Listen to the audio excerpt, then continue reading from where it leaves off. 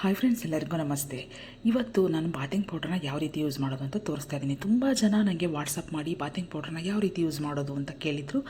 Pouch ಹಿಂಭಾಗದಲ್ಲೇ ಕೊಟ್ಟಿದ್ದೀನಿ, ಆದರೂ ಕೂಡ ತುಂಬ ಜನ ಕೇಳಿರೋದ್ರಿಂದ ಇದನ್ನು ಒಂದ್ಸರಿ ನೇರವಾಗಿ ತೋರಿಸೋಣ ಅನ್ನೋ ಕಾರಣಕ್ಕೆ ನಾನು ಇದನ್ನು ಯಾವ ರೀತಿ ಯೂಸ್ ಮಾಡೋದು ಅಂತ ತೋರಿಸ್ತಿದ್ದೀನಿ. ಫಸ್ಟ್ಗೆ ಒಂದು ಬೌಲ್ ತೊಗೊಂಡು ಅದಕ್ಕೆ 2 ಸ್ಪೂನಿನಷ್ಟು ಬಾತಿಂಗ್ ಪೌಡ್ರನ್ನ ಹಾಕ್ಕೊಂಡು ಅದಕ್ಕೆ ನೀರನ್ನು ಹಾಕಿ ಕಲಿಸ್ಕೊಳ್ಳಿ. ಒಂದು ಸಾರಿ ಸ್ನಾನಕ್ಕೆ 2ರಿಂದ 2.5 ಸ್ಪೂನಷ್ಟು ಬಾತಿಂಗ್ ಪೌಡ್ರು ಸಾಕಾಗುತ್ತೆ. ನಿಮ್ಗೆ ಇನ್ನೂ ಜಾಸ್ತಿ ಬೇಕು ಅಂದರೆ ಹಾಕೋಬೋದು. ಹಾಕ್ಬಿಟ್ಟು ನೀರನ್ನು ಹಾಕಿ ಕಲಿಸ್ಕೋಬೇಕಾಗುತ್ತೆ. ಇದನ್ನು ಕಲಿಸೋ ಹದ ಹೇಗೆ ಅಂದರೆ ಸ್ವಲ್ಪ ತೆಳುವಿರಬೇಕು. ಫೇಸ್ ಪ್ಯಾಕ್ನ ನಾವು ಹಾಕೊಳ್ಳೋಕ್ಕೆ ನಾವು ಯಾವ ರೀತಿ ಕಲಿಸ್ಕೋತೀವಿ ಅದಕ್ಕಿಂತ ಸ್ವಲ್ಪ ತೆಳುವಾಗಿ ಇದನ್ನು ಕಲಿಸ್ಕೋಬೇಕಾಗುತ್ತೆ. ಕಲಿಸ್ಬಿಟ್ಟು ಇದನ್ನು ಗಂಟಾಗದೇ ಇರ್ತೀನಿ ಕಲಿಸ್ಬಿಟ್ಟು ಇವಾಗ ಇದನ್ನು ನಾವು ಸೋಪ್ ಹಚ್ಚೋ ರೀತಿಯಲ್ಲೇ ಇದನ್ನು ಕೂಡ ಹಚ್ಚಿ ನೀಟಾಗಿ ಇದನ್ನು ಸ್ಕ್ರಬ್ ಮಾಡ್ಕೋಬೋದು.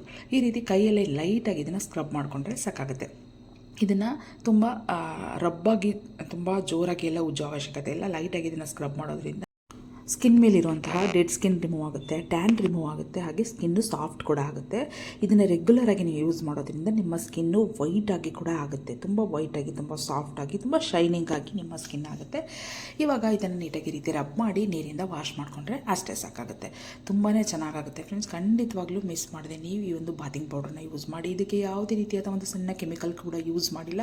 ತುಂಬ ಹೈಜೆನಿಕ್ ಆಗಿ, ತುಂಬ ನೀಟಾಗಿ ಮಾಡಿರೋದ್ರಿಂದ ಇದ್ರ ಬೆನಿಫಿಟ್ಸು ತುಂಬಾ ಜಾಸ್ತಿಯಾಗಿ ನಿಮಗೆ ಸಿಗುತ್ತೆ ಅಂತ ಹೇಳ್ತೀನಿ. ನಿಮಗೇನಾದರೂ ಈ ಒಂದು ಪ್ರಾಡಕ್ಟ್ ಬೇಕು ಅಂದರೆ ಸ್ಕ್ರೀನ್ ಮೇಲೆ ಕಾಣ್ತಾ ಇರೋವಂಥ ನಂಬರ್ಗೆ ನೀವು ವಾಟ್ಸಪ್ ಮಾಡ್ಬೋದು.